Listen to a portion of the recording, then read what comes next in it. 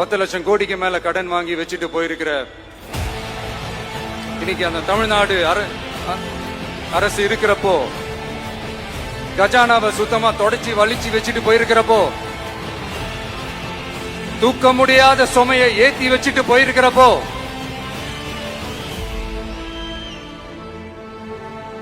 அப்படிப்பட்ட ஒரு நிலைமையில தான் இந்த பொறுப்பை நம்ம கையில எடுத்திருக்கிறோம்.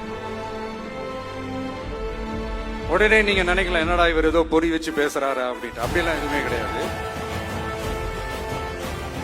உள்ள போய் பார்த்தா தான் தெரியும் எது எந்த நிலைமையில இருக்கு, என்ன இருக்கு என்ன இல்ல, எது எந்த நிலைமையில இருக்கு எது எந்த நிலைமையில இல்ல. சோ அதையெல்லாம் பார்த்துட்டு உங்களுக்கு ஒரு வெள்ளை அறிக்கையா அதை வெளியிடணும்னு நான் நினைக்கிறேன். ஒரு டிரான்ஸ்பரண்டான ஒரு கவர்மெண்டா, அதாவது இன்னைக்கு நம்ம தமிழ்நாடு கவர்மெண்ட் இந்த நிலைமையில தான் இருக்கு அப்படின்றத உங்ககிட்ட சொல்லிட்டு I just want to take it forward from there.